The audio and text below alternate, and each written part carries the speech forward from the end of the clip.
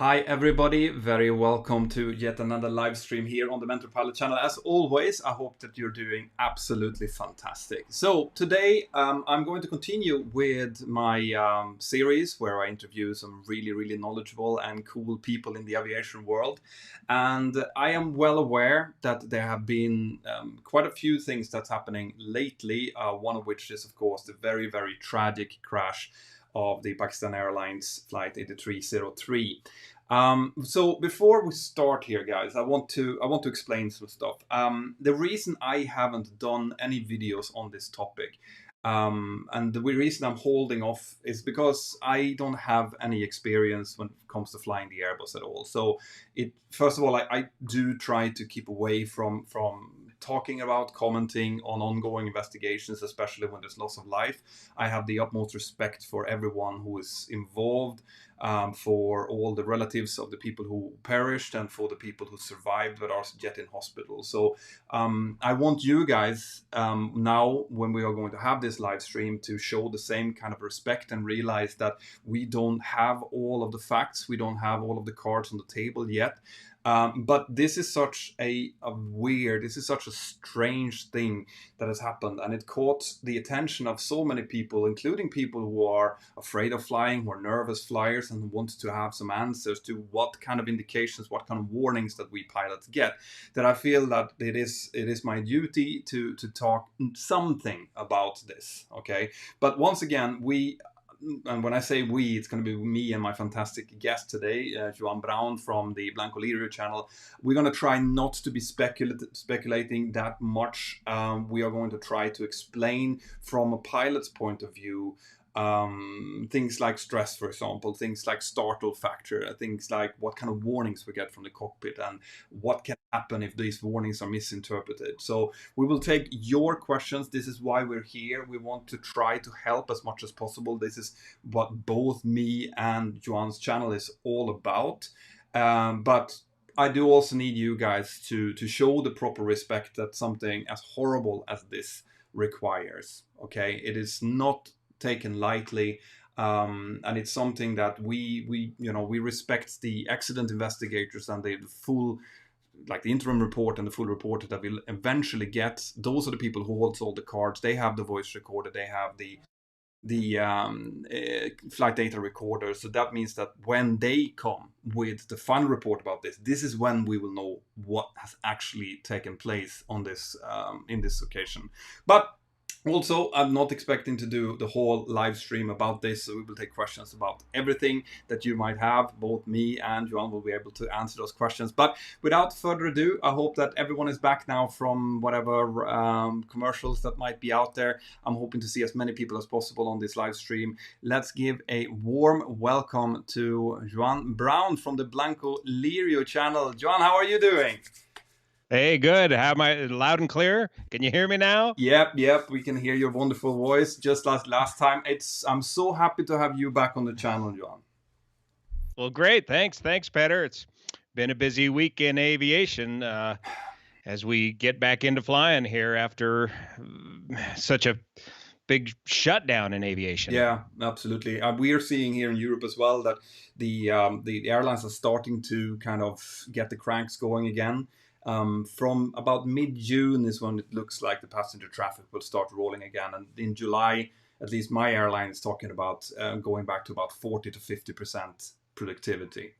So do you know when you might get going back to work? It looks like my base will be starting to fly from the 1st of July at about half rate. So hopefully I'll get a few flights. But before then, I have to go and do my 3 takeoff and landings in a simulator because I've run out of my 90 days limit now. And they're not extending that for you, correct? No. They've done a lot of extensions when it comes to operator proficiency checks, license proficiency checks.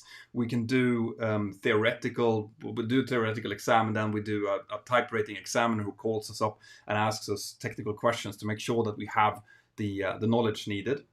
By doing that, they can extend the LPC and the OPC for 4 months, but the 90-day check is no, that needs to be done. And how long has it been since you've last flown? I looked my logbook, and I think it was the 20th of February. Uh-huh. So, yeah. Yep. Get back in the sim and get boned up. yeah, no, because it's one of those things. Like, I have never had such a long break from flying in my entire career. I've had a month. That was the maximum I've had. So it's definitely going to take not just the training, but just the mental preparation of it, to realize that you have to actually go into the books and you have to start to dry fly before you go. And also there are new procedures, obviously connected to this with the whole COVID situation. We for example we're not going to be using our crew rooms anymore. We're going to be going straight to the aircraft. We get all of our briefing material electronically. We'll be briefing our cabin crew and everything in the aircraft. So this is something we've never done before. What about masks? You're going to be wearing masks up in the cockpit? Up in the cockpit, that's still, I haven't read exactly what they've said about that.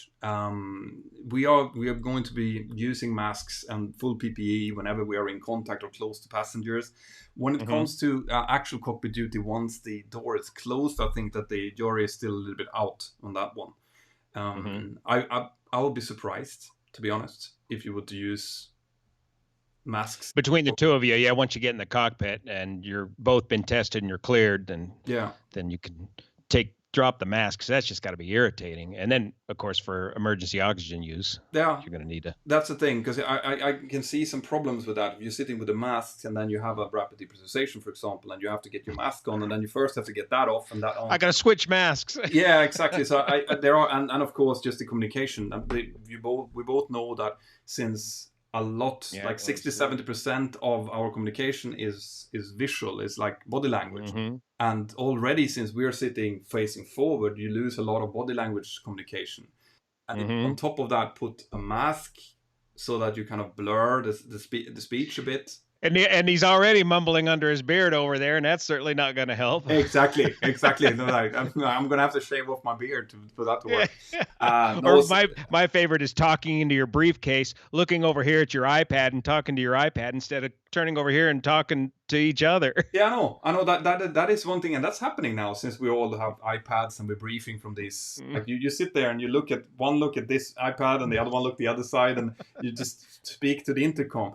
So no, I'll be very surprised if you need to have masks in the cockpit. However, that's going to obviously then require us to like wipe everything down between crew changes and stuff like that. But that's still being a little bit discussed, I think. Yeah, how to do that. How about you guys? We're looking at masks in the cockpit. Of course, in my personal situation, I've been out for over a year now, and the latest breaking news at American Airlines is we may follow Delta Airlines, and there's talk about early retirement of the entire 777 fleet at American Airlines. So I may not even have an aircraft to go back to, which in a way would be good because that would force me to change aircraft and do another long course. They wouldn't be able to jam me into a short course of training after being gone for a year. I'd have to do an entire long course on a whole new airplane. I'd suspect it would either be the 787 if there's still room over there, if the 777 is not available to me, or go back. And I'd probably go back to the Airbus if I go narrow body. Yeah. And it'd probably be Airbus FO. You're pretty used to doing type ratings by now, aren't you? Yes, I've done them all several times.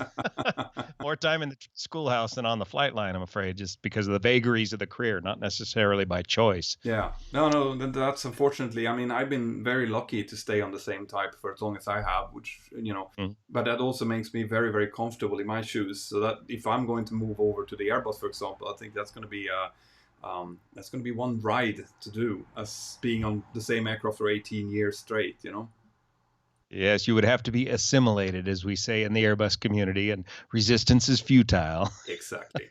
Now, triggers and flows. I see people here in the comment section here saying that they think that you look really good and healthy today.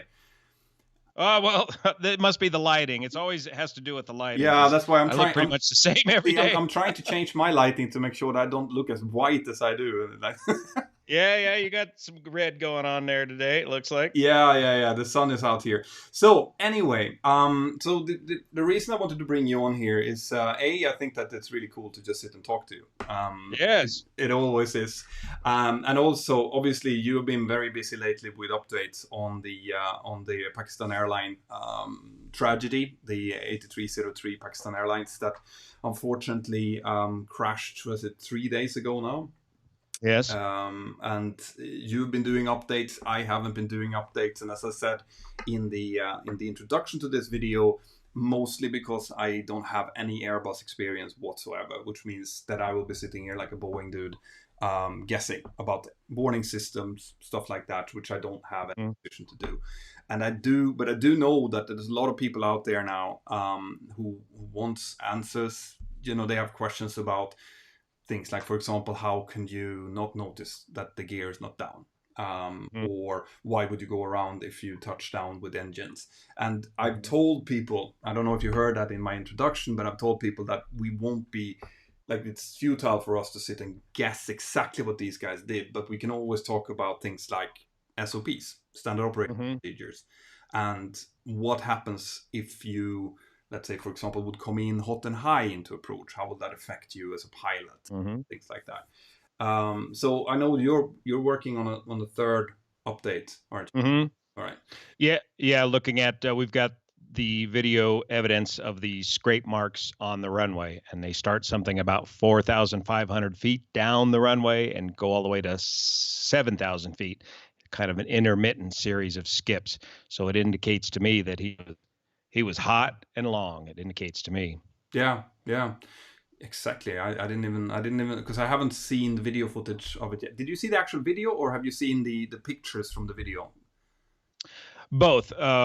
We've got one of the runway inspector guys is driving down the runway and showing the scrape marks as he drives slowly down the runway. And I've been able to identify the location on the runway where this is taken from, and it's beyond halfway down an 11,000 foot long runway. So for those of you out there who might not be used to the lingo, landing hot and high or coming in hot and high is basically you coming in with too much energy. And the way that someone would notice that, if we're up to me, for example, is that we have the touchdown zone, which starts about, like, you're supposed to touch down about 305 meters into the runway, about 1,000 feet in on the runway. That's where the ideal touchdown point is. You can touch down a little bit before that and a little bit after, but there is a very defined area. And if you've ever seen a runway, you'd see those big two thick marks on the runway, which is what that is like. That's where we're supposed to touch down. And then you have some smaller markings beyond and before that. And that whole area is called the touchdown zone. And if you don't touch down inside of that, then you're supposed to just throw the approach away and go around. And especially on a short runway, obviously, but this is 11,000 feet runway, which is that's 3,000 meters and a bit, 3,000. Yeah, 3,400, I think, 3,400 meters. So that is a big, long runway. And if you come in, obviously you would, if you don't have the gear down, you would touch down a bit further later on, but it wouldn't be that much later on. It would still be in kind of the general area. So yeah, I didn't even know that. So that would indicate that there could potentially be a bit of an energy issue here. And that kind of jives with the chatter, the ATC talk between the crew and ATC about, are you comfortable? Now, we don't use the term, are you comfortable with this? Are you comfortable with that? What did it, flying over in Europe, what did that sound like to you? Yeah, this could be a language thing, but you wouldn't, from an ATC point of view, you never question the pilots unless you don't think that they might, or unless you think that they might have a problem. As in Europe, if ATC would come in and ask me, are you happy with your position? The translation would be, I think you're a bit high. Like that's what that would indicate. It would indicate, like, do you want me to give you a few more track miles? And this gets into the issue of indirect communications, it's much better to just come out and directly say, I'm showing you X high for the approach.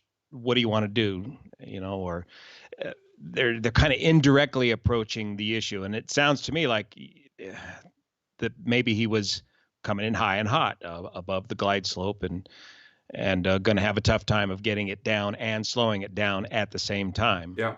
So let's have a talk about that then, because once again, we're still waiting for the data exactly how hot or how high he was. So let's say that that you are coming in with your 777, you're coming in hot and high. At what point do you need to be stabilized, and what does stabilize mean? Yeah, stabilized approaches. First, let's go back, and here in the U.S., we brief on the touchdown zone, first third of the runway, no longer than 3,000 feet down the runway. That's the touchdown zone. Stabilized approaches, got to be stabilized at 1,000 feet. 1,000 feet above the ground, checklist complete, on speed, on glide path. On a visual approach, you can, that speed window is a 20-knot window, right? VREF, -0 plus 20. So you got a little 20-knot window of airspeed to work with. And on a visual approach, you got to get that together by 500 feet, no later than 500 feet above the ground. You got to have everything else done at 1,000 feet, but that final bit of airspeed, no later than 500 feet above the ground. If not, the other pilot, somebody's got to announce go around. And it's really incumbent on the pilot not flying to monitor that situation and make that call. Yeah. We've actually added in our airline, we've added a call for the pilot monitoring at 500 feet. There's a mandatory 500 feet continue or 500 feet go around call.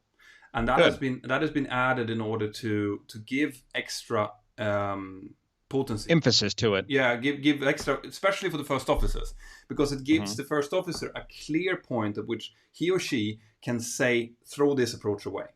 And it's exactly like you're saying. At 500 feet, we have in IMC, we need to be stabilized by 1,000 feet. In VMC, we have down to 500 feet. Now, the 737 is a smaller aircraft than the 777, which means that it's easier generally to get rid of energy. But you need, at 500 feet, all of the parameters needs to be perfectly okay. You need to have the thrust stood up to normal thrust settings. And the reason, guys, that this is so important is because if you're not in a situation like that, you will still be chasing. And the likelihood of being able to do a safe, good landing, if you're not stabilized, becomes much, much smaller, right? So if you're at 500 feet, everything is sitting the way it's good. You can still get a gust of wind. You can still need to do a bit of correction, but everything is nice and calm. Both pilots have capacity to monitor that the aircraft is where it's supposed to be, and it's going to touch down where they're supposed to be. Yeah, so that's to ensure that you touch down in that touchdown zone we talked about earlier. You want to cross that threshold at 50 feet, and you want to hit that touchdown zone, the first third of the runway, no further than 3,000 feet down, to ensure that you're going to stop by the end of the runway. Exactly. And this is extremely important. Like, stabilized approach concept is one of those things that have made the airline industry so safe as it is. Because it is literally like you come out and any one of these parameters that Johan just mentioned, they're out, then you just throw the whole approach away. You go around, you have much more time to figure out whatever it was that put you into that position. You can rebrief again, you will come in at the correct altitude, and the next one is going to be stabilized by 1,500 feet, by 2,000 feet. So it's a no fault go around policy. You're under no pressure by any management whatsoever to save fuel and try to salvage a bad approach. Correct. You're going to get in much greater trouble. All of this data is recorded all the time. If you bust any of these parameters by 1 knot, that you will be ratted out. The FOQA system and the recording system on the aircraft will record this. You will get a phone call if you violate any of these parameters whatsoever. So there's plenty of fuel on board the aircraft. The fuel plan is designed to have this extra fuel in place so that you can make this go around and make it right. Yeah. I've actually done a video about the cockpit spy, about the OFDM system.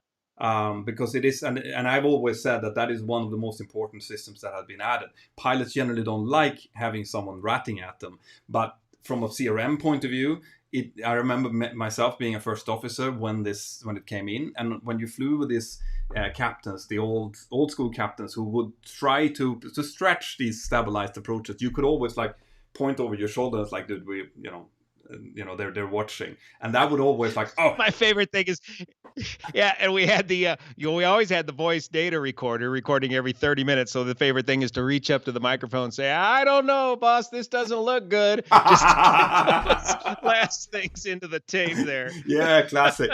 So the reason we're talking about this, obviously, is that if you're the pilot flying and you're coming in hot and high, like we were talking about, and you're not stabilized, your field of attention is going to go down severely. You're going to be focusing on getting that aircraft down, and something called getteritis, as we mentioned as well, which is you get too focused on just getting the aircraft down on the ground, so focused that you might miss a lot of other cues. And this is where pilot monitoring work comes in and becomes so important, because that's your job as a pilot monitoring, is then to kind of snap the pilot flying out of that cone, yes, and get that go around going. So, for example, now we've all heard the Voss Aviation recordings. Great shout out to that channel, by the way. Victor. Yeah, we've heard that there was an ECAM warning message going on when they were cleared to land in the voice recordings. So there's ding ding ding ding ding, and I don't know, that could indicate a lot of things, couldn't it? Because it can indicate that the gear is not safe. Yeah, that's a continuous repetitive chime germane to the Airbus system. That's not necessarily just a gear warning. There's a separate gear warning in the Airbus that actuates at 750 feet AGL above ground level based on the radar altimeter. You'll get the verbal call out, too low gear, similar to too low terrain, to keep warning you that the gear's not down at 750 feet. Remember, we're stabilized approach. We're supposed to have that done by 1,000 feet. Correct. So that's one warning. The ding, ding, ding, ding is a continuous ringing chime. Could indicate any number of things, but it's primarily a level 1 warning that's telling you that there's some configuration of the aircraft that needs the pilot's attention immediately. And for me, that's not, I mean, I only have the big master caution light, and then I have to figure out what it is.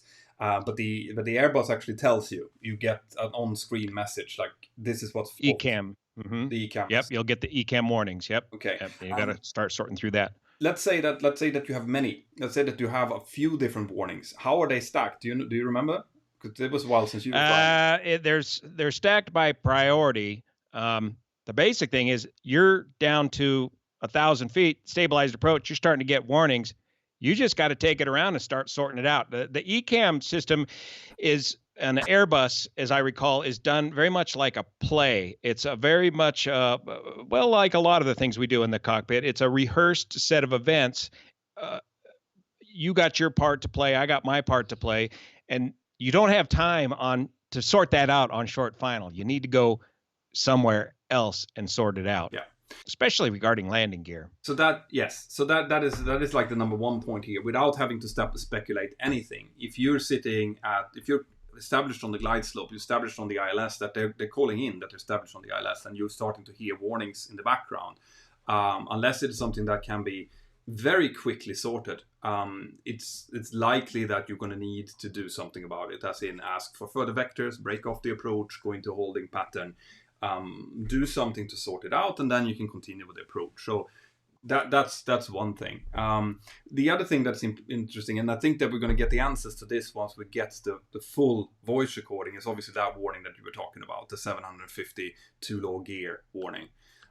In the Boeing, that is just a continuous, mind-blowing kind of siren going off. It is literally like having a drill into your head.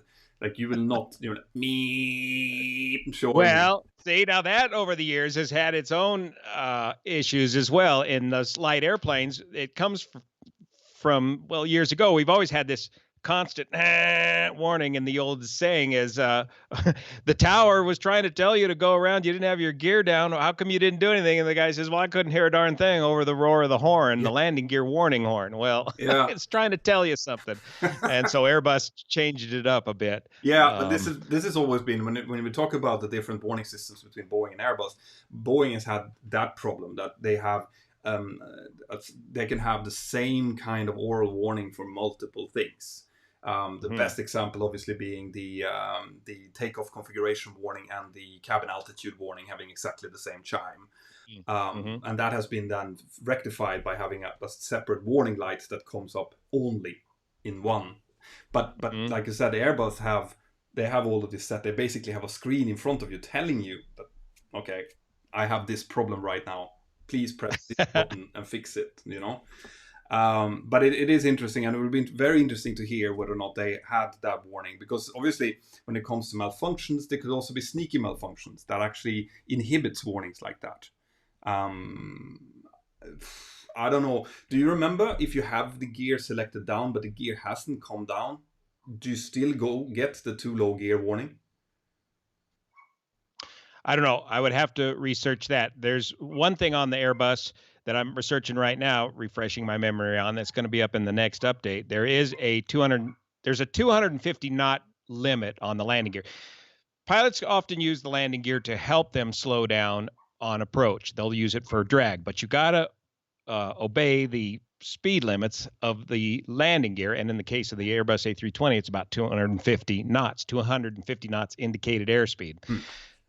Above 260 knots, the Airbus has built into it a safety valve that will prevent you from lowering the gear above 260 knots. So if you're above 260 knots, the air data reference units, I think it's number 1 and 3, will send a signal that will prevent the safety valve from opening and will not even allow the landing gear to be lowered if your indicated airspeed is above 260 knots, to prevent structural damage to the landing gear and or landing gear doors.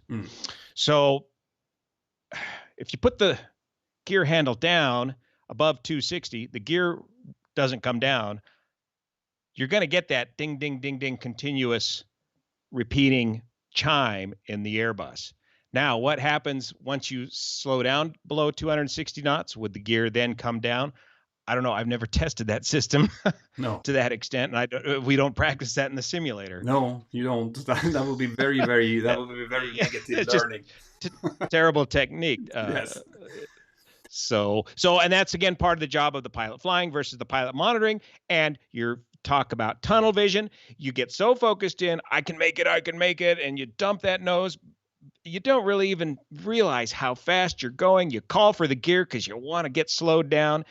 It's up to the pilot monitoring to check that airspeed and make sure that the airspeed is within limits before they move the control surface, or they move the landing gear, or they move the flaps. Yeah. Same thing with the flaps. Each flap setting has an individual maximum speed to prevent damaging the flaps, and it's up to the pilot not flying to make sure that you're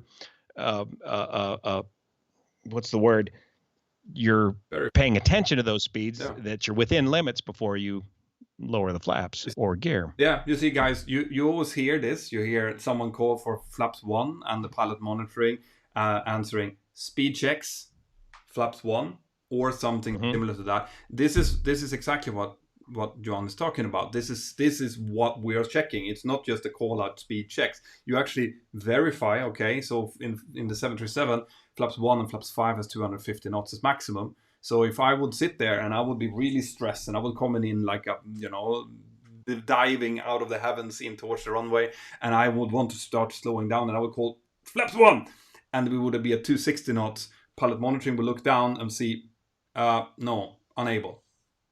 Don't say speed check flaps 1, because then you might damage the trailing edge flap mechanism. So exactly, this is why the cockpit. First of all, the cockpit corporation, the CRM, needs to work really well. Important. That is so important. And second of all, standard operating procedures, SOP. The fact that you need to stick to them for a very good reason. When you have a lot of capacity, SOPs are not that important.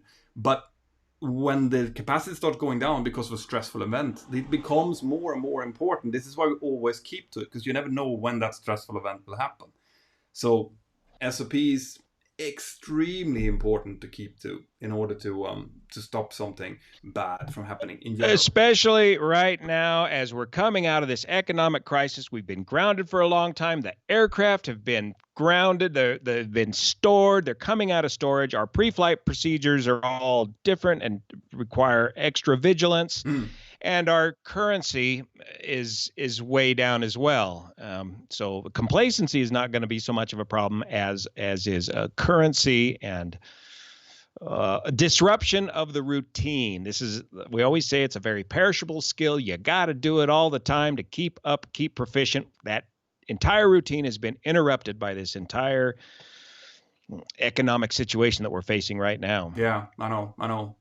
Like you might notice this, guys, that we're really trying to drive this home to you. If you're ever going to put yourself into a cockpit, that this is some life-saving skills, and especially in situations like this, like Johan is talking about, when you're out of currency, when you're rusty and you have to get back into the flight deck, you need to be extra vigilant. You need to be extra SOP, extra CRM.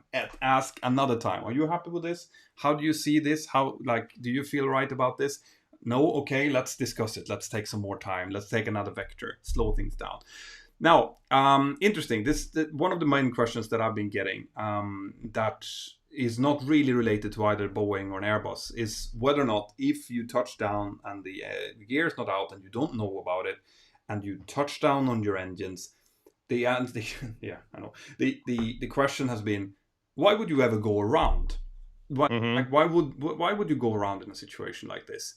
And I don't think that people understand what a startle factor something like that would give you. If you think you're coming in and you're landing just like any day on the job, and instead of feeling that light bump that you get as the gear touches down, you get a horrible screech and a big vibration in the aircraft. That startle factor must have been humongous. And I don't know. Yeah, and this is extremely rare in the airlines. This is the first case in the airlines that I can think of something like this ever happening. Now, in small aircraft, general aviation aircraft, this does happen. Gear up landings in small aircraft happen quite frequently. It's a heck of an insurance problem. And quite frequently in these gear up landings in small aircraft, that startle factor gets a hold of people, and all of a sudden they realize, oh crap, the gear. And the first reaction is to cob the power to it and go around, even as the propeller is grinding itself into the asphalt. And we've had guys do a complete go around, fly around the pattern and come back and land with 6 inches missing off of the tips of their prop after they've gone around too late. Yep. So it's that startle factor. It's that, oh man, I can't believe it, I forgot the gear. And they just cob the power to it and go around, where your best course of action would be to just ride it out and realize, man, I blew it, and just... So, but this kind of explains a little bit about the reaction of wanting to go around. But the backbone reaction that any pilot is being taught is to, if something is wrong, you go around, right? In the 737, we are committed to a landing once the thrust reversers have been selected. So anytime up till you select the thrust reversers, you can theoretically go around. That includes after touchdown. So in my brain, if I'm sitting there and I am feeling that something is wrong, the thrust reverser is not up, which is not going to be in this case because you don't have the weight on wheel switches off because there is no weight on the wheels, then the go around is there as an option. And especially like you were mentioning, if they are now touching down halfway down, as in 1,500 meters in on the runway ish, that thinking about go around would probably be fairly close to their minds already, as in we're too long. Yeah, we're too hot. We're too long. We're going to run out of runway here. Yeah. So that like the feeling to go around, the bias towards doing a go around is perfectly understandable. Like that I definitely understand. And then after that, now we know that they did scrape the engines. That was a bit of a question mark. Like you didn't know, maybe there was something off with the pictures or whatever that we saw, the black marks on the engines. But now, like you were saying, that you're going to show now on your update, there is physical evidence of the engine scraping the runway. So right, and that evidence is on the runway itself. So now you got the evidence on the engines and the evidence on the runway. And as we know, on the bottom of those engines is located the gear accessory box, and you start grinding that up or damaging that, and you have certainly opened up the potential door for a very rare dual engine failure. yeah, because that's another thing that I wanted to take up when I'm talking about these things, that there are literally three things that can drive a dual engine failure. Like, you would have fuel starvation being the number one reason for a dual engine failure. You're running out of fuel. That has happened before. The second one would be fuel contamination, being water in the tanks or something in the tanks that is clogging up the filters. Now, that will happen generally fairly early, or at least in cruise or something like that, if that would happen. And we would get several warnings from fuel filter bypass in the 737, for example, showing that something is off with the fuel, and then it could flame out. But this is extremely rare, and I don't even know if I've heard of any of those. The third one would be massive ingestion of foreign objects, as in birds, flying through Sully. Yeah, Sully, exactly. And it's happened on another, at least one more occasion as well. So those are the three things that I would think about that could cause a dual engine failure. Now, I obviously haven't thought about scraping both engines on the runway. We haven't seen that before, but as you were saying, there are a lot of components in the lower part of the cowling. The IDG, that would be the major part that you could damage, which drives a lot of different systems, including fuel pumps and oil hydraulic pumps and the generators. And that's the main evidence on that, is that one picture taken by the Pakistani plane spotters of the aircraft after it scraped the runway, that shows the damage to the bottom of the engines and the rat deployed. And the rat deployment on the Airbus is automatic if you lose both the left AC bus and the right AC bus. But that would jump out as well if you've lost both engines, correct? That's correct, yeah, because when you lose both engines, you lose those two buses, and it's the loss of those buses that automatically deploys the rat. Yeah. So then, and like these guys, they managed to get up to about 2,000 feet.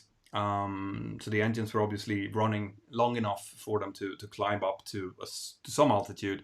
Now, the ATC tapes are indicating that they couldn't get any higher than that, that they wanted. They couldn't even maintain 2,000, which would indicate that the engines probably started to choke fairly soon after the initial go around. And then, like if you're at 1,800 feet, you need, typically on a 737, once again, you need 1,800 feet to make a 180 turn.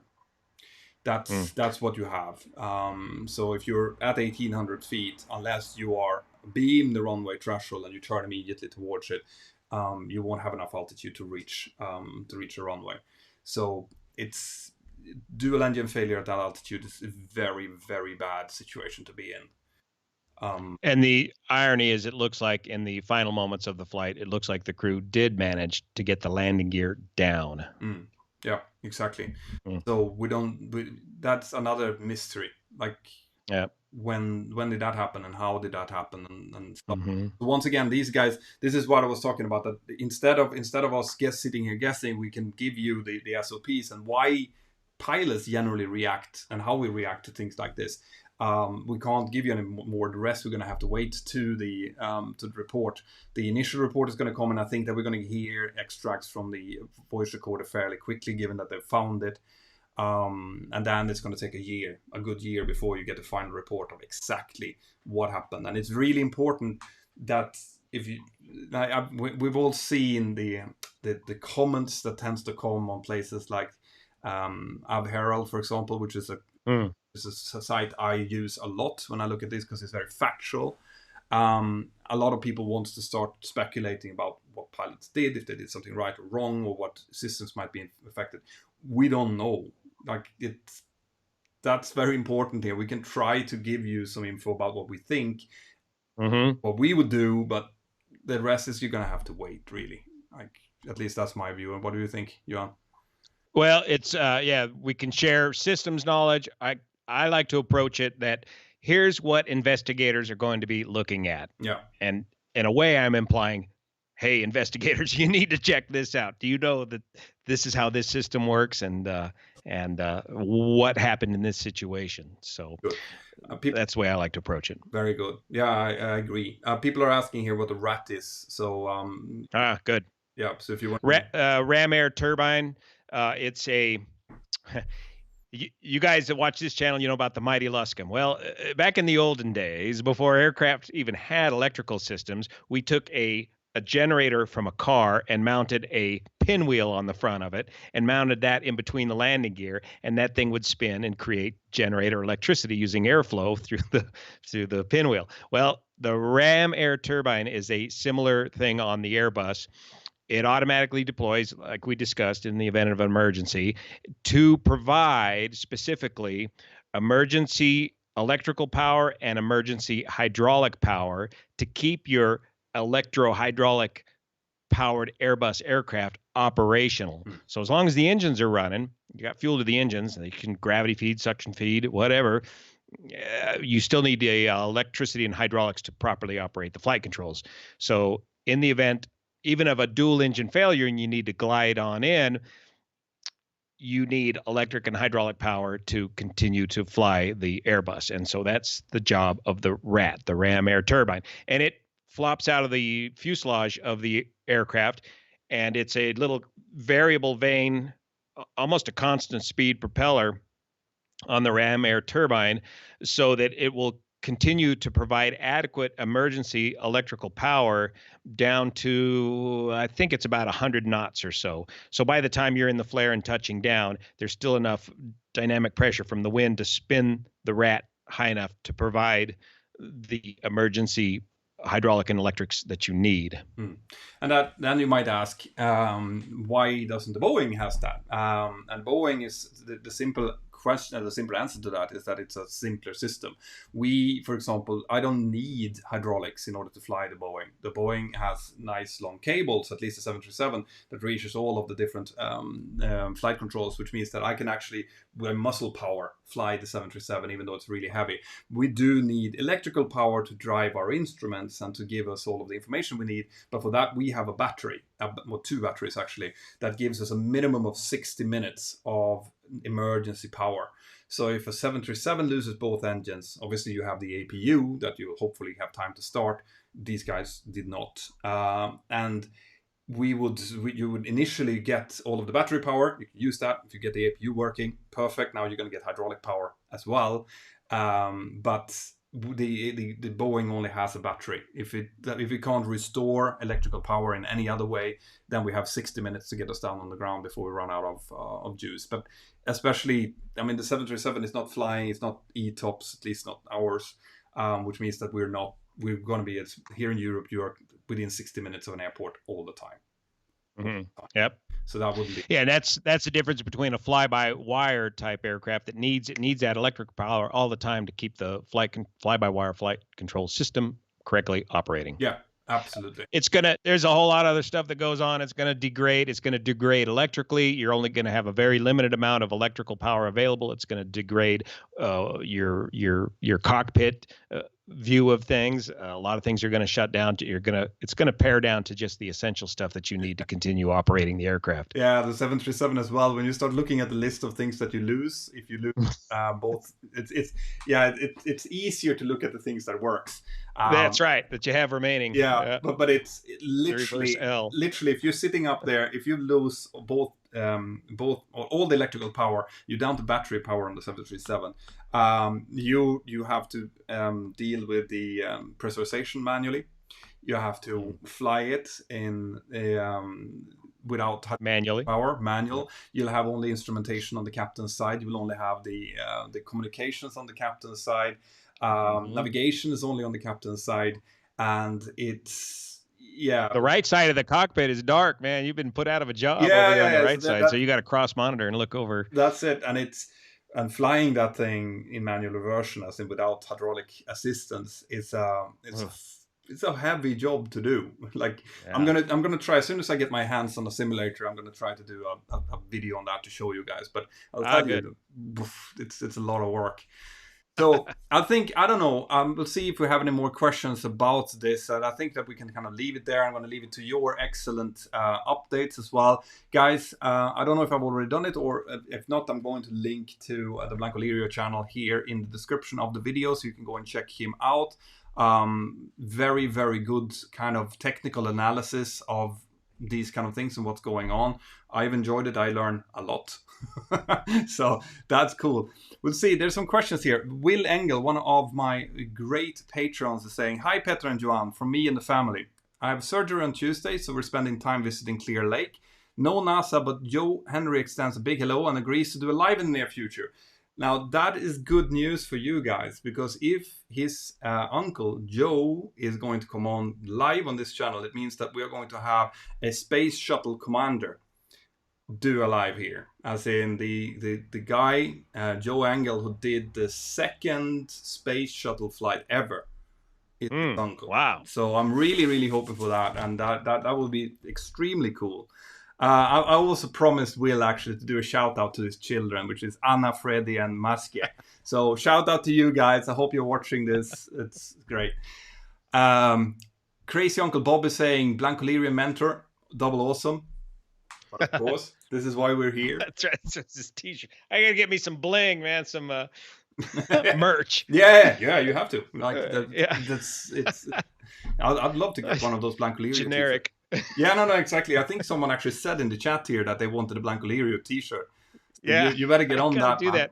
I'll tell you what. I'll send you one of mine. You send me one of yours, and then we'll cross promote. That will be really cool. Okay, I'll be sure and wash it first. So Balai Sharat Kumar saying he's asking about the A320 crash without landing gear, and we'll also be talking about that for the bigger part of this episode.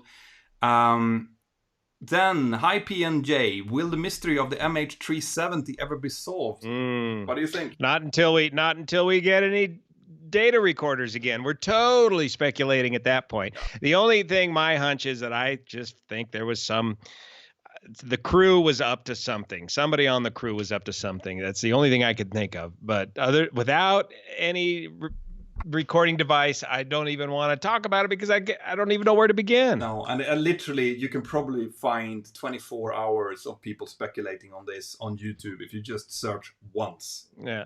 And it is everything from people who are really serious accident investigators to people who thinks that they've seen it on the moon, which I've actually seen. There are conspiracy theories about the moon.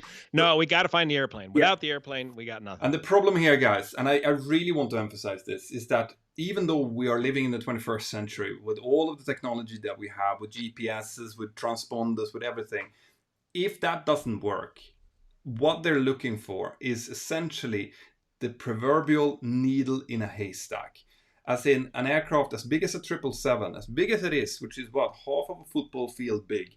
If you put that football field in the middle of the Indian Ocean, you're going to realize how small that is.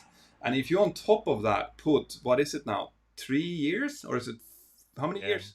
I don't know now. It's been so long ago. Probably more than that, because time just flies. If you put ocean currents worth of several years, I find it, I don't, like, unless someone finds it by mistake in a fishing net at some point, I don't think we'll ever find it.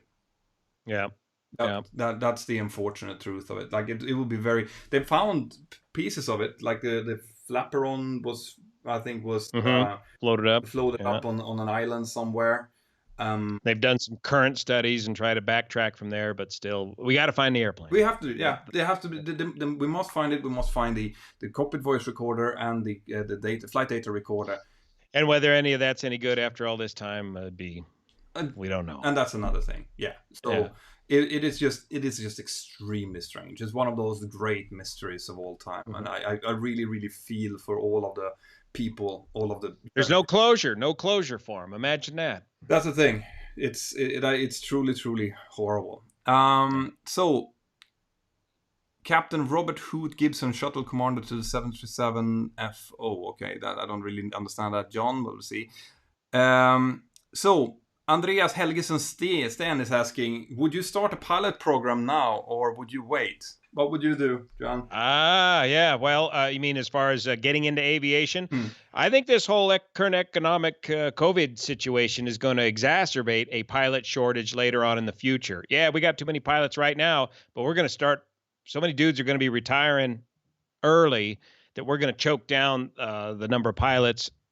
And when things get back to normal, if it takes 3 to 5 years, then we're going to have an even bigger pilot shortage problem 5 years from now. Yeah, you see that I actually agree with that. I think that what tends to happen is overreactions. It's always like something happens and then you have an overreaction to it. So, for example, the airlines now are furloughing, firing, or putting people into pre-retirement at a humongous scale.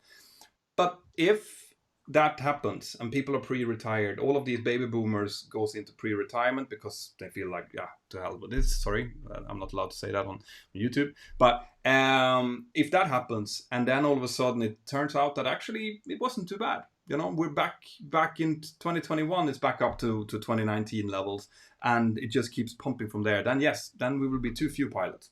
There's no question about it. And in any case, I think it's always prudent to be careful. Like if you're sitting thinking about signing up right now, then maybe you can wait a month or two to see how this is turning.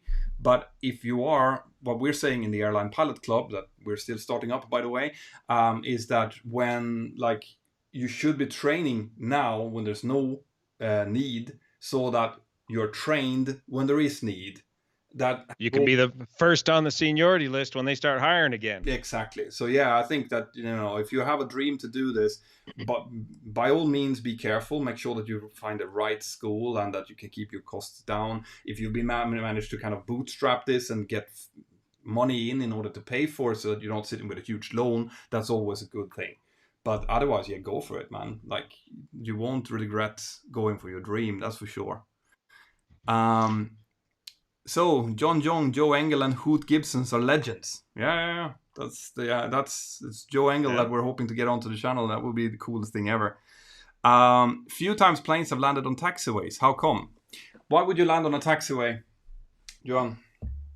You've misinterpreted the taxiway for the runway. You've gotten that tunnel vision. You've gotten that rush that we're talking about. You've let that escape your standard operating procedure, and you get it in your head that taxiway is the runway, and the pilot not flying doesn't reach over and slap you out of your tunnel vision that no, that's not the runway, that's the taxiway. Again, direct communications, not indirect, like, are you sure about this? No, you got to be very direct as the pilot not flying and snap the pilot flying out of it from landing on the taxiway. Yeah. That near disaster we had here at San Francisco a few years back at night, not low visibility, but low light at nighttime, and misinterpreting the taxi lights for the runway lights. At night in a big city where you've got blinding other city lights around you and the airport environment is fairly dimly lit, it's easy to do. Another thing is not following the standard operating procedures of using the ILS. Even though it's a visual approach, you can see for miles, you got to back it up with the ILS, and that will help you ensure that you are on the correct runway.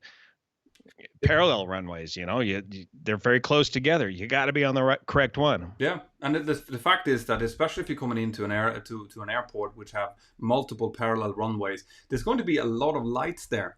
So if you're coming in and, like you're saying, Johan, you're doing a visual approach, for example, you've elected to, that some people still do, turn off flight directors to try to hotshot fly it in for practice or whatever.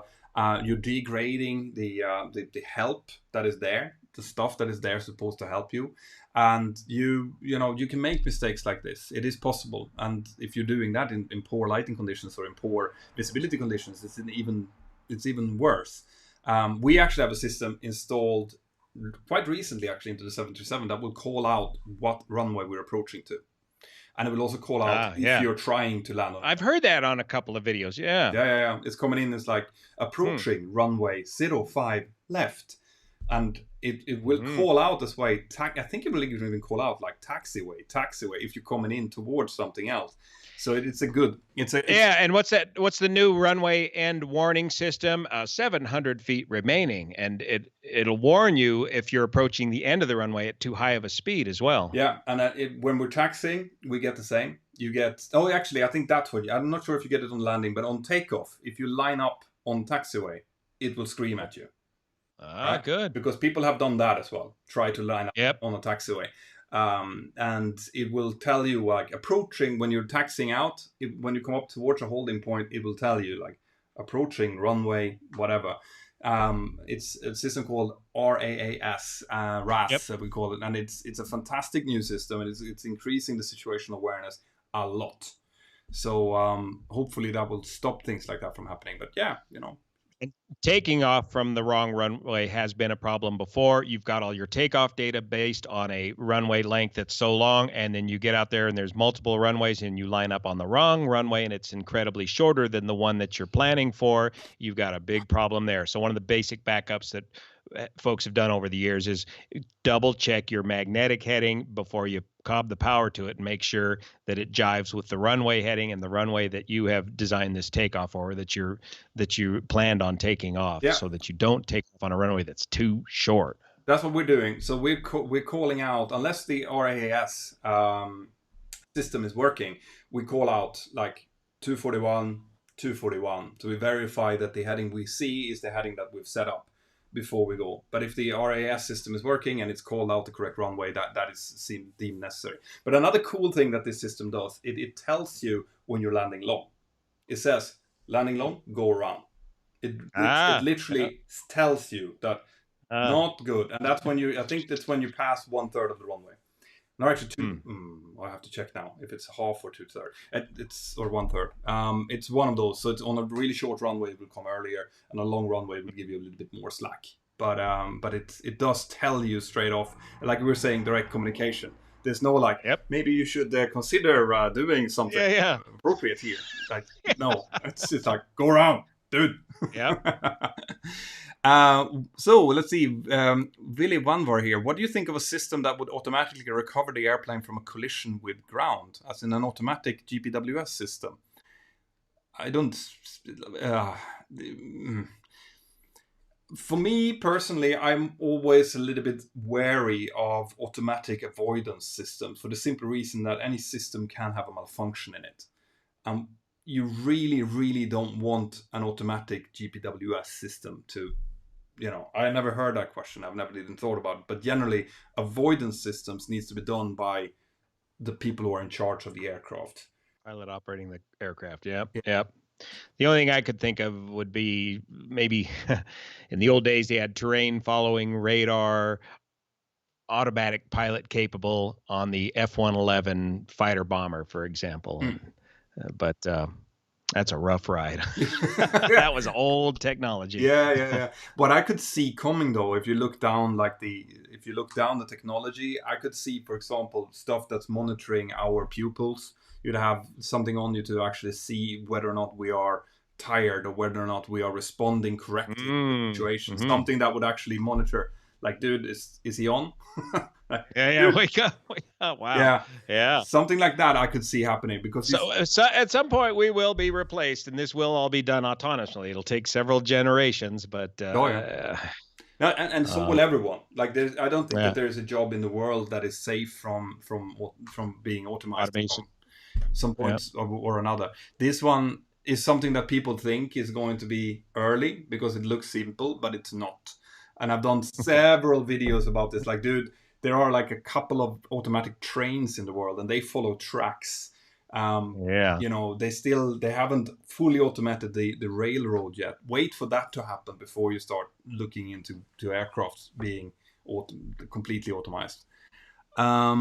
So let's see. I'm going to let you go soon. You haven't had lunch yet, have you? No, I've had my lunch. I'm good. Good, man. Proud Pirate is asking, before GPS was standard on airliners, how accurate was the INS to get you to your destination? It was very accurate. Yeah, We used them in the 141, and they worked very accurately. Now, there's a war story for you. Somewhere out over the middle of the Pacific between Hawaii and Pongo Pongo at about 2 o'clock in the morning, I do remember the INSs just rolling over 90 degrees and thinking, "Oh my goodness, if this thing craps out now, I've got to find an island that's the size of a speck, and we don't have a GPS backup." And see, that's nasty. fortunately, everything came back, and we were able to continue on normally. But Yeah. outside of that, it worked good. Yeah, I like we have the IRSs, two of them, in the Yeah. 737, and if you're bored sometimes, and if you're sitting at home, by the way, on your flight simulators, you can go up and you can choose the nav option on the EFIS control panel, and you can scroll out to the smallest possible scale you have, and then you'll see exactly where the GPS positions are, as in where the aircraft sees where the GPS are, and then you'll see where the IRSs are. And you'll be very, like, often you'll see the GPS is exactly centered where you are. Like, they are so exact. But then you look at the IRSs and they're just a little bit up left and right. That's in this tiny little difference. So they keep a very, very good, it's not exactly like the GPS, but you would easily be able to, if both GPSs gave up, yeah, your actual navigation performance, your ANP would go down. You probably won't be able to do an RNAV approach, for example. Yeah. But you would easily find your way to where you're going, provided it's working. I think a lot it triangulates, as I recall. It took all three INSs and kind of triangulated it and averaged it, as I recall. Yeah. Or maybe it took the most accurate one. We'll have to refresh that systems. Yeah, and in our case, you can choose which one you use as well. You can go into the FMC and you can choose like disregard IRS right, for example. Throw one out. Or whatever. Yeah. Because I've had that on some occasions. I've had a warning. You get a warning saying like IRS nav date or nav. What was the warning? IRS nav or unreliable or something like that. You go in and then you can see the GPS is perfectly one IRS exactly here, and then you have one IRS like wandering out, like going somewhere else. So then you can obviously choose that. Spinning off her gyros. See, these are some fairly technical questions that you're throwing at us now, guys. Yeah, you're making us really rack our brains here. It hurts sometimes having to recall all this old People were asking if I'm sweating, and I actually have my window open here in the background because it's really warm now, and I don't have any AC in this office either. So Aviation Mayhem is asking, why does the 767 have a rat if it's not fly-by-wire? I don't know. Does it? Because of its ETOPS capability, extended twin engine operations, puts you beyond the range of just battery power. Remember when Petter mentioned the battery? I've got battery within, for how long? 30 minutes, 60 minutes. Your ETOPS will put you in a range of 180 minutes to a nearest suitable airport. So you're going to need to provide electricity for a longer period of time to successfully get to a safe place to land. That would make sense. Thank you. So here's one for you from Saki Rana. I really want to say thank you to Juan for being the one to give the Pakistani tragedy the serious and detailed coverage that Western media won't bother with. So thanks. Yeah, that's not getting covered very much at all out west here, and it certainly never gets done correctly anyways. No, that's the thing, and it cringes me when I read some of these reports. Like for example, so that's why I wanted to talk about the go around and why they would do a go around, because I read a newspaper article that was like, the pilots did it wrong because the pilots elected by himself to go around, giving the impression that it was ATC who told people to go around and not the pilots, which is, of course, complete rubbish. Backwards, yeah. Like there's always us to take the decision to go around under any circumstance. ATC can tell us if they see something, and we will then obviously go around because we're not going to question them. But it's always the pilot that takes the decision to go around. And in most cases, in 99.9% of the cases, it's the safe thing to do. Like, the go-around is always the safe thing to do. It might feel scary if you're a nervous flyer, you don't like seeing the ground and then suddenly not seeing it again, but it is there for a very good reason. And I've also done a video on that, by the way. Yes, yeah. Just take the go around and we'll sort it out later. Why did somebody call go around? We'll worry about that later. We'll argue about that later. Let's just go around first. Yeah, it gives people time, and time is precious. Time is what makes you take good decisions, informed decisions, which is crucial when it comes to failures. That's the thing. We don't see complicated failures that often. So when you come across something, like on an ACAM message on the Airbus or a master caution message that we get on the Boeing, that one failure message might be indicative of something else. Like a gear not coming down might be indicative of a hydraulic issue, for example, or something like that. So it's always worth taking that extra time to both do the non-normal checklist or follow the ECAM checklist, and then think, okay, so we always do this, as in I draw this out of my first officers. So, all right, so now we have some time here. Let's go over what we know.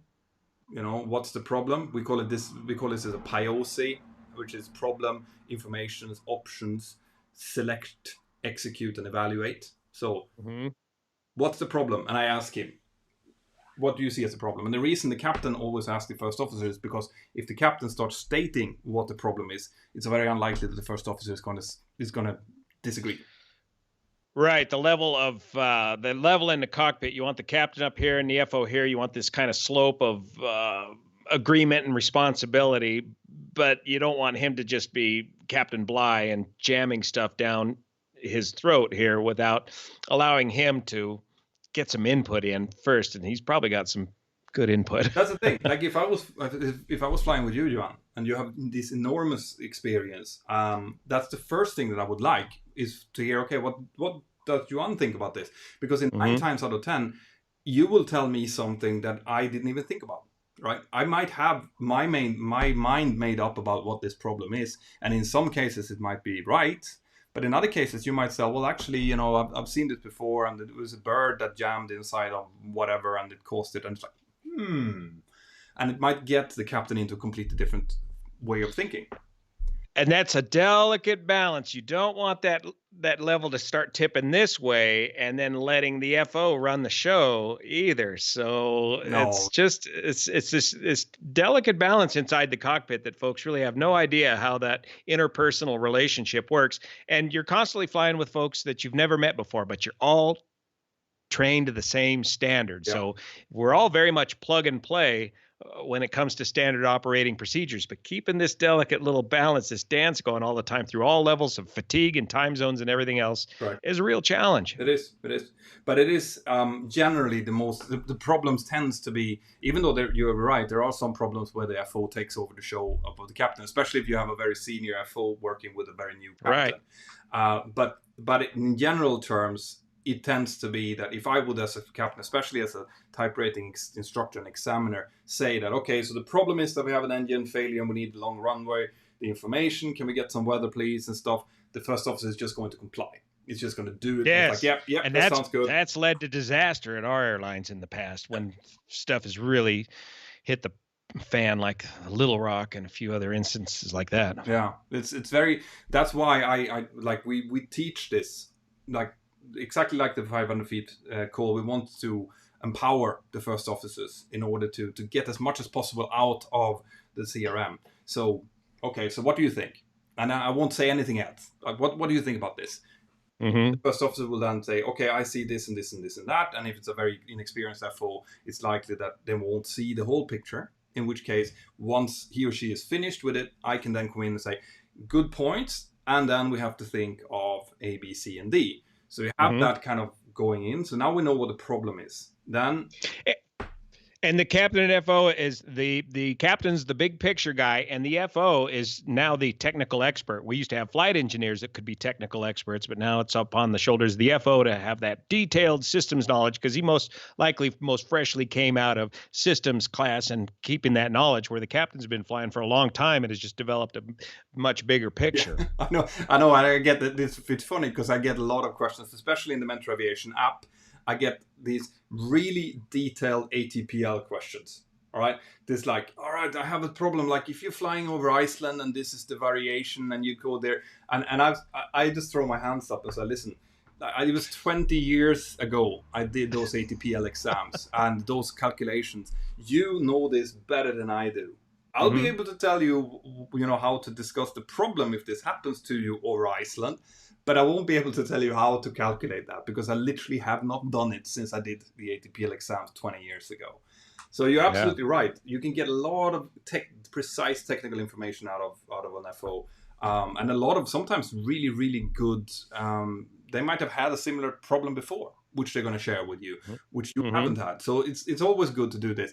Then you gather information, which might be weather related. It might be talking to your cabin crew, for example. So they might have heard something or seen something or smelled something that you might want to know. Some passenger might have dinged them and told them, like, listen, I saw a funny thing happening out on the left wing here. Is it supposed to spray that thing that we see there?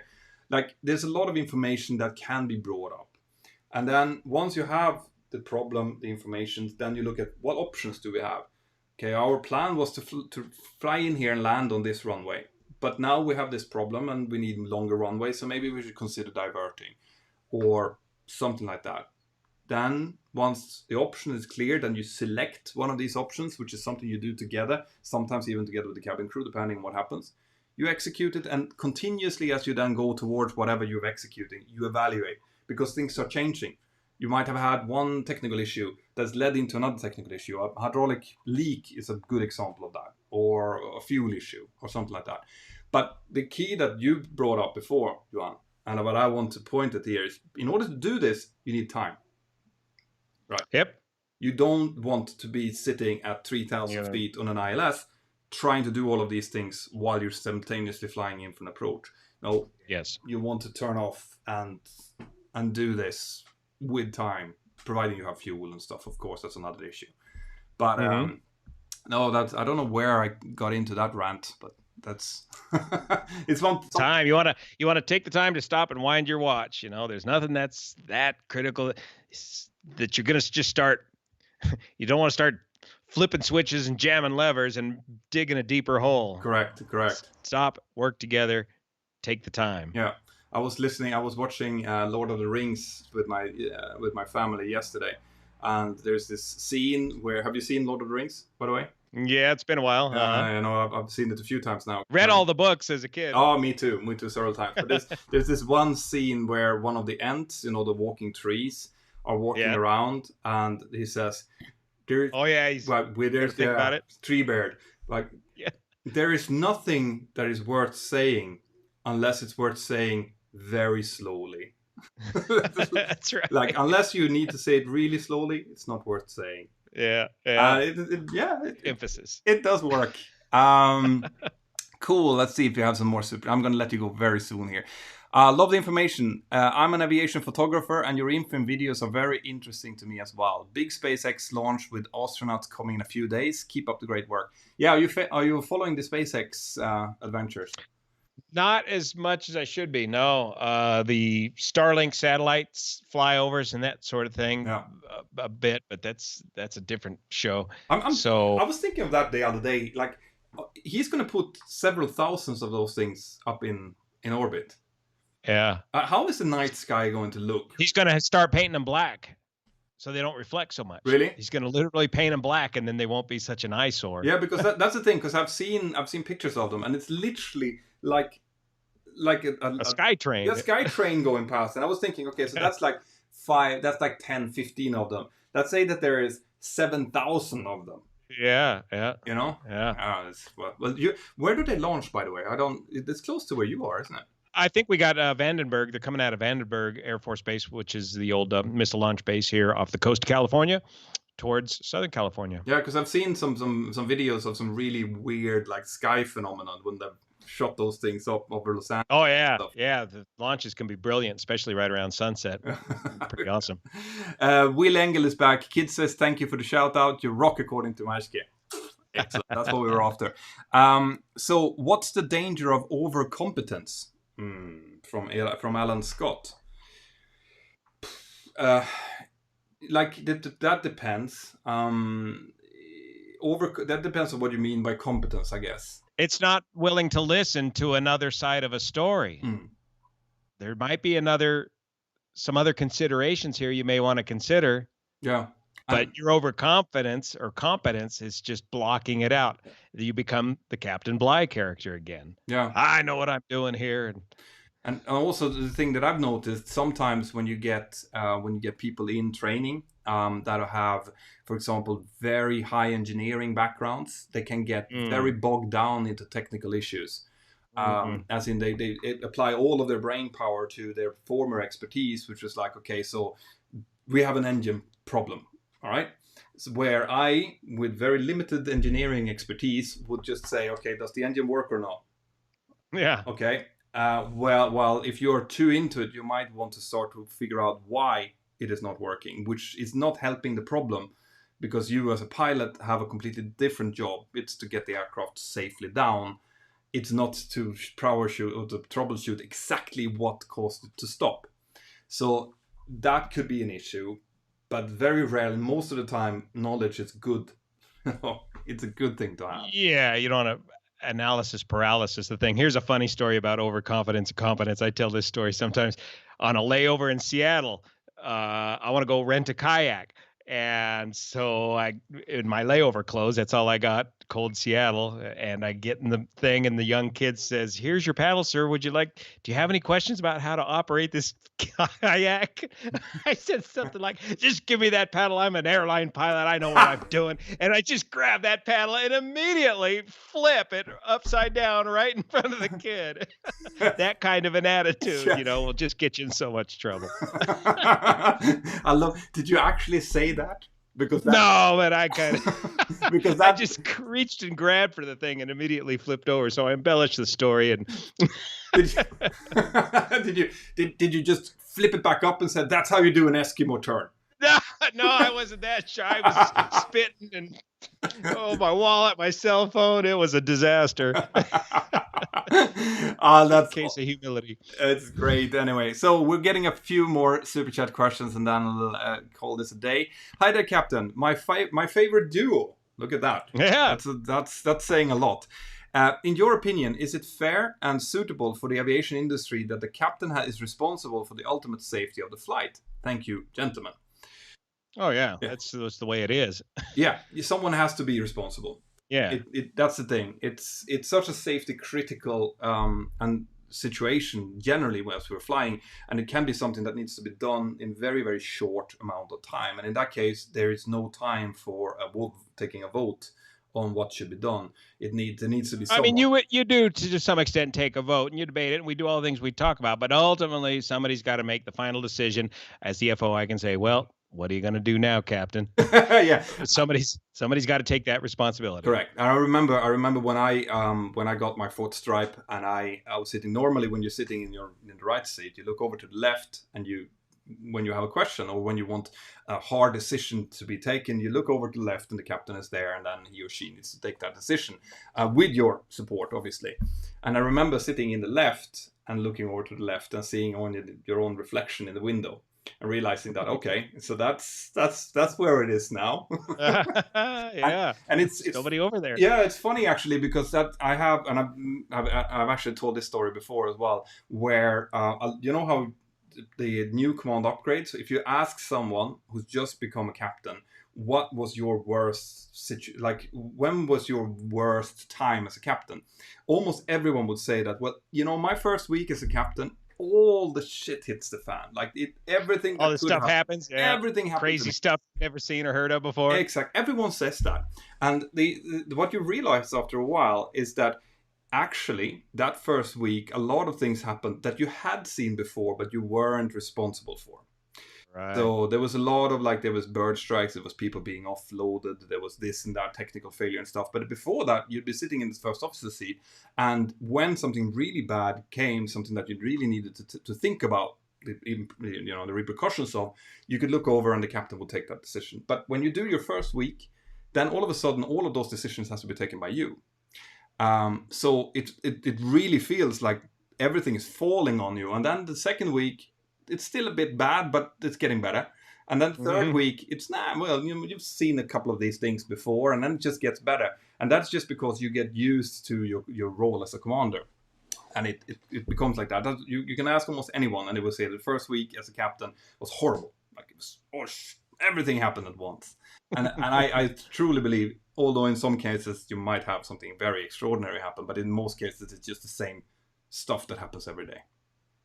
But if you as a team make a wrong decision, don't worry. Both you and the captain, your hearing will improve at the hearings. In other words, both of you are going to be called on the carpet together as a team if some wrong decisions are made. Yeah. No, absolutely. You have to, and this is also part of the command upgrade course that we do when you talk about it. Like every decision that you take as a captain and as a first officer, really, you have to be able to motivate when the chief pilot calls. So if you think about that when you're flying, and you think about, for example, if you take that shortcut that you hadn't briefed about, or you get that terrain warning because you flew over terrain that you didn't think about because you took that shortcut. When the chief pilot or the CAA calls you and asks, why did you do this? What happened? What happened here? Tell us about. Yeah, then you better have a good explanation for it. This is why, for example, that I very rarely take unexpected shortcuts unless I am absolutely sure about what lies beneath me, or I can see it or everything. And people would look at me strangely, like, why wouldn't you just take that? And I was like, listen, you see these gray hairs that's coming in? Yeah, something happens. Yeah, that's every time that I take one of those and I haven't pre-briefed, if something happens, then I have to sit and write a report afterwards. So you just have that in the back of your head. There's a lot of good little nuggets for you out right now. Yep. Cool, guys. You don't send any more super chat questions now because we're gonna have to go. We've been doing this for an hour and 20 already, which is going up to a new record. So let's see. Hi, Mentor. I have a flight school interview tomorrow. Any advice? Love the channel. Also, do you think starting flight school next September is good? So we talked about the flight school thing. I think that next September it's going to be fine, providing it's a good flight school, that you feel happy with it. And for your interview, be yourself and be honest. And yeah, I think we've covered quite a lot of little nuggets for you to think about. What do you think, John? You see, Petter and I, when we're chatting on here, we're just being ourselves, and you just want to carry on that way through the interview process as well. Don't try to be something you're not. Yeah. Just be yourself. Exactly. And, there's something you don't know. Don't try to bullshit you through it because they will know. They will see it. It's okay to say, I don't know. Yeah. It's all right. Yeah, especially if you're going for a flight school interview. They're not expecting you to know everything by then.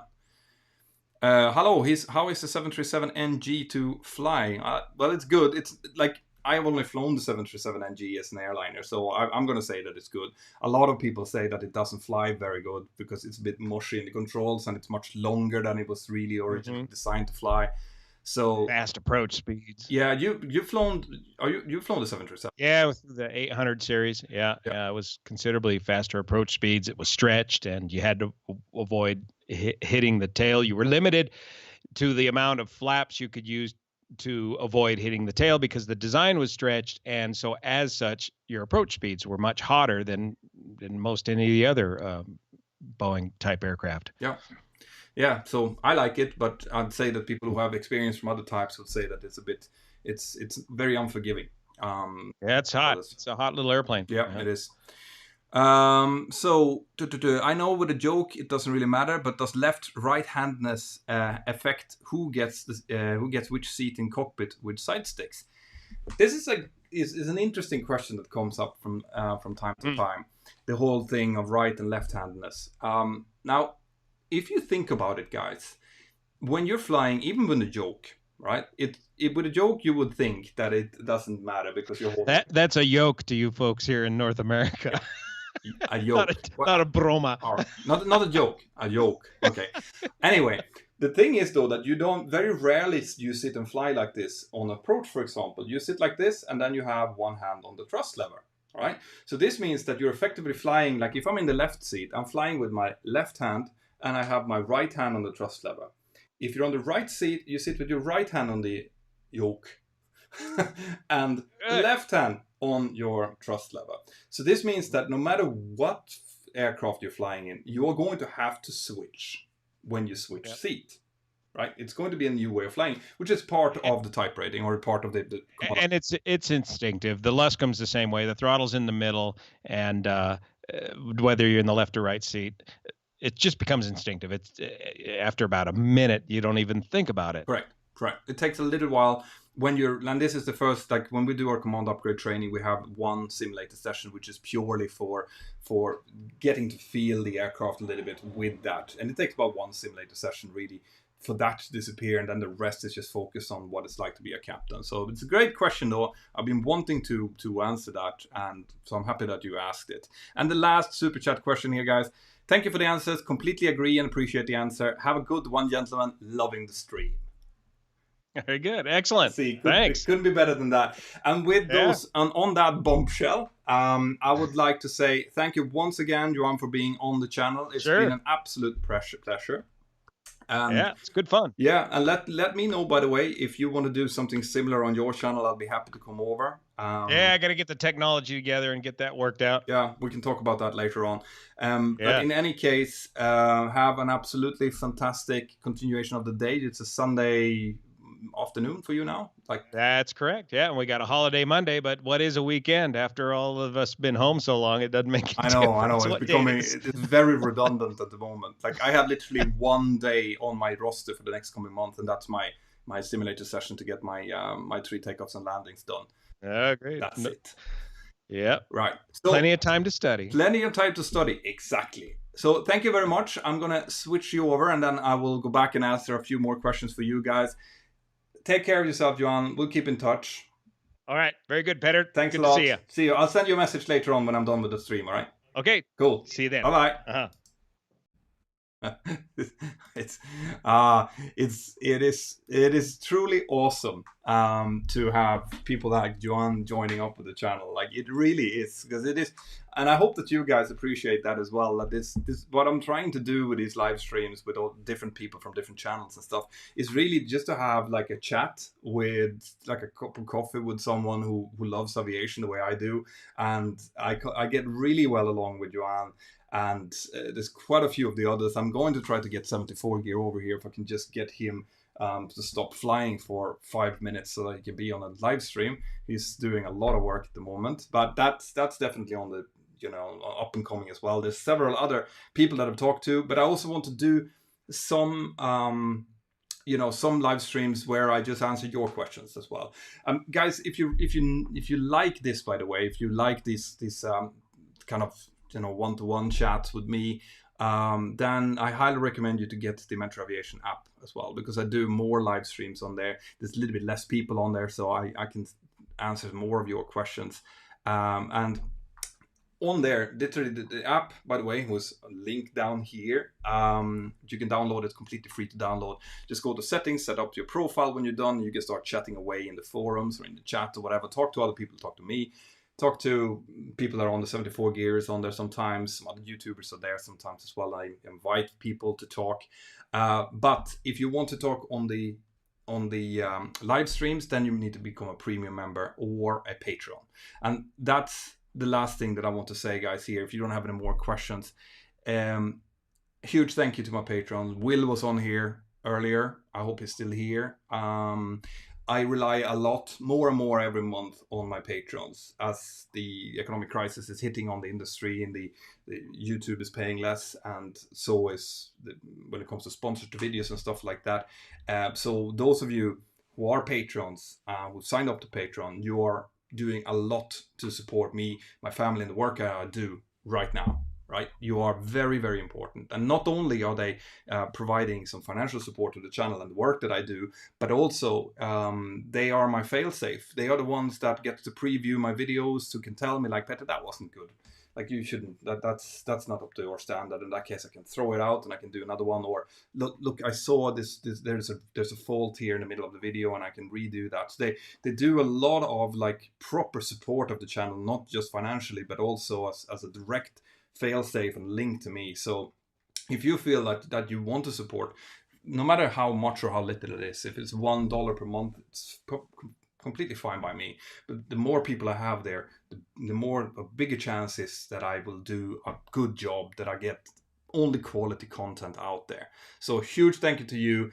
Those of you who are part of my Patreon crew already, you're doing a lot. I want to say thank you to you here on the air, as I always do when we talk one-on-one and things like that. And always keep a positive attitude. It's important, guys, more important probably now than ever to be positive. And like I was saying, by the way, in my previous posts on Instagram, is that there are some good signs now. It looks like that the industry is starting to boil again. Okay, albeit from a very low point. The last few months have been probably the worst I've ever seen in the airline industry, but now there are some really positive signs, and it looks like people are just dying to go traveling again, to go out to see their friends, to do the things that they did prior to this. So providing that you all do that in a safe and good way, I think that the industry will be back up on its top again, not on its top, but up on its feet again within a year. And then we are just off to the races after that, guys. So I really feel that that's going to be the case. And yeah, that's it. That's all I wanted to say, guys. A huge thank you to you. Have a fantastic continuation of the week. Take care of yourself. And I will see you next time. There's probably going to be a live stream on Wednesday. And then I will try to churn out maybe 1 or 2 videos this week, which I've done the last few weeks as well. So I hope that you appreciate it. And I hope that you like those kind of shorter videos that I've been doing as well. Take care. Bye-bye.